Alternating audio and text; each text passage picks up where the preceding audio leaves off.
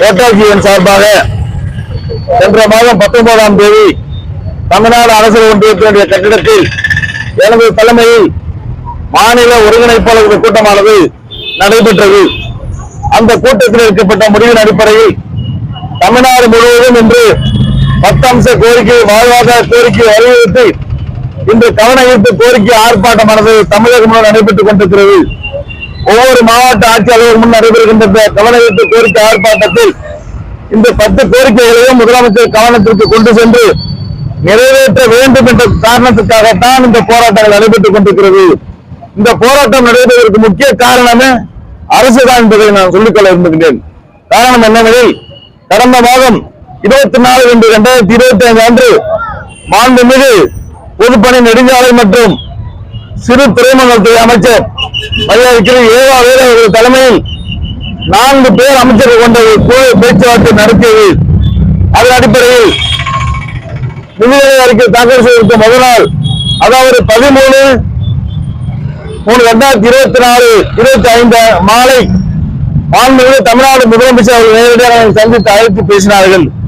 அவர்கள் பேசிய போது வழக்கமாக சொல்கின்ற விதமாக, நாங்கள் நிதிநிலை மோசமாக இருக்கின்ற காரணத்தினால் உங்களுக்கு கோரிக்கை நிறைவேற்றுவதில் பல்வேறு சிரமங்கள் இருக்கிறது என்ற விஷயத்தை கூறினார்கள். இருந்தாலும் ஒரு சில கோரிக்கைகள் அறிவிக்கப்படும் என்று உறுதியளித்தார்கள். நாங்கள் உண்மையிலேயே முதலமைச்சர் அறிவிப்பார் என்று எதிர்பார்த்தோம். அதேபோல் நிதிநிலை அறிக்கையில் ஒரு அறிவிப்பு வெளியிட்டப்பட்டது. அந்த சரவெடுப்பு ஒப்படைப்பிற்கான ஊதியம் மறுபடியும் வழங்கப்படும் என்று சொன்னார்கள். நாங்கள் ஒரு கோரிக்கையாவது அறிவித்திருக்கிறார்கள் என்று சந்தோஷப்பட்டோம். ஆனால் அதை பெறுகின்ற நாள் 1/4/2026 முதல் வழங்கப்படும் என்று சொன்னது தமிழ்நாட்டு பணிபுரிந்த அரசியல்வாதிகளுக்கு பேரடியாக அமைந்திருக்கிறது என்று சுட்டிக்காட்ட முடியாது. ஆகவே அந்த அறிவிப்புக்கு பிறகுதான் நாங்கள் உடனடியாக கூட்டத்தை கூட்டி 19ஆம் தேதி இந்த முடிவை எடுத்திருந்தோம். இந்த முடிவை விட்டு தமிழகம் முழுவதும் நடைபெறும் ஆர்ப்பாட்டத்திற்கு பிறகு இந்த உடனடியாக முதலமைச்சர் அழைத்து எங்களிடம் பேச்சுவார்த்தை நடத்தி இந்த கோரிக்கைகளை நிவர்த்தி செய்ய வேண்டும் என்று எதிர்பார்க்கின்றோம். அப்படி நிவர்த்தி பட்சத்தில் அடுத்த கோரிக்கைக்கு நாங்கள் அடுத்த போராட்டத்திற்கு செல்ல வேண்டிய சூழ்நிலையும் ஏற்படும் என்ற செய்தி நான் சுட்டிக்காட்ட விரும்புகிறேன்.